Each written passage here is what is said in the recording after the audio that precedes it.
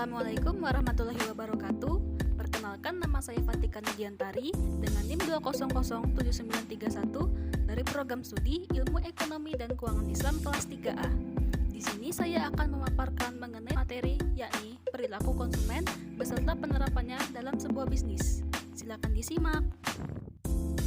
Perilaku konsumen atau yang biasa disebut sebagai consumer buyer behavior adalah kebiasaan konsumen akhir yang membeli atau mengkonsumsi suatu produk yang berupa barang dan jasa untuk kebutuhan konsumsi pribadinya.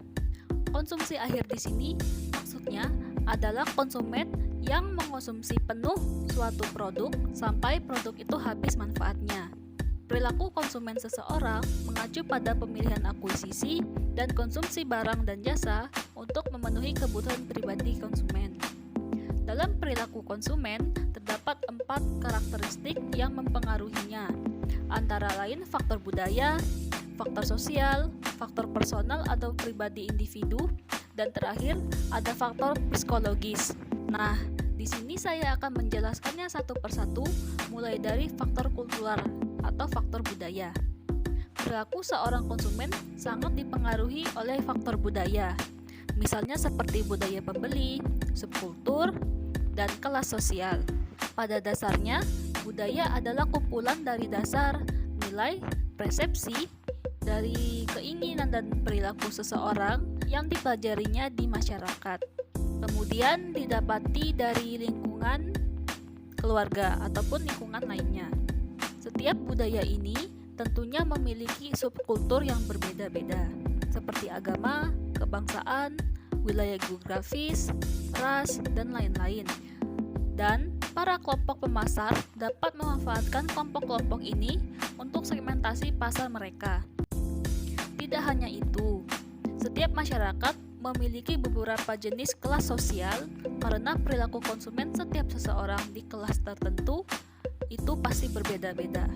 Biasanya, status kelas sosial seseorang dipengaruhi oleh pekerjaan, penghasilan, pendidikan, dan kekayaan dari individu itu sendiri. Dan yang kedua ada faktor sosial. Faktor tersebut memiliki beberapa kelompok seperti kelompok referensi, keluarga, peran, dan status. Dalam status sosial individu, kelompok referensi memiliki potensi untuk membentuk sikap atau perilaku seseorang. Kita ambil contoh, seorang influencer akan dijadikan sebagai panutan bagi para kaum hawa dalam gaya berpakaian sebab adanya keinginan berpakaian yang sama dengan si influencer tersebut. Selain kelompok referensi juga ada dari pihak keluarga. Di masa sekarang, pemasar dapat menggunakan strategi melalui social networking seperti buzz marketing, portal sosial media seperti Instagram, TikTok, blog, bahkan word of mouth marketing. Dan yang ketiga ada faktor personal atau bisa disebut pribadi individu. Personality atau pribadi seseorang merujuk pada karakter psikologi yang membedakan individu atau kelompok yang satu dengan yang lainnya. Contohnya seseorang yang berkepribadian positif akan cenderung sabar dan setia.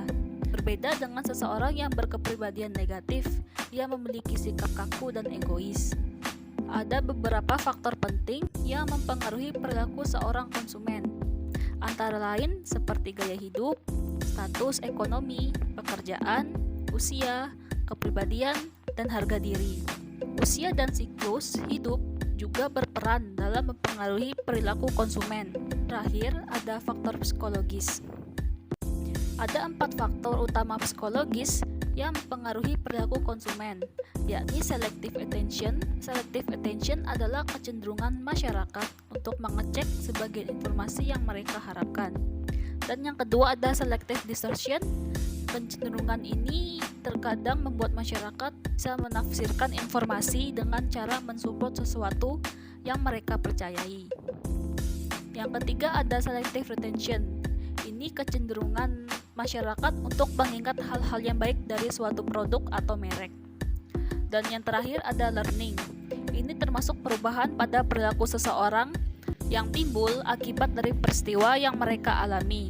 Nah, supaya lebih mengerti mengenai perilaku konsumen, saya akan memberikan sebuah contoh dari perilaku konsumen suatu perusahaan, yaitu dari perusahaan atau brand kosmetik NYX. Perilaku konsumen NYX cenderung terbagi menjadi dua, yaitu konsumen rasional dan irasional. Para konsumen yang membeli produk NYX ini mayoritasnya kaum hawa yang berasal dari kalangan milenial, yang berusia 17 hingga 20 tahun ke atas. Dari sisi lain, beberapa konsumen juga ada yang berstatus pelajar, pegawai kantoran, dan lain sebagainya. Tidak hanya itu, banyak konsumen yang membeli produk NYX karena tertarik dari promo atau diskon dari sosial media. Nah, sekian dari materi yang saya sampaikan, dan mohon maaf apabila ada kesalahan penyampaian dan pengucapan, karena sesungguhnya saya hanya manusia biasa yang tak luput dari kesalahan. Dan juga jangan lupa memberikan kritik dan saran untuk video ini. Terima kasih. Wassalamualaikum warahmatullahi wabarakatuh.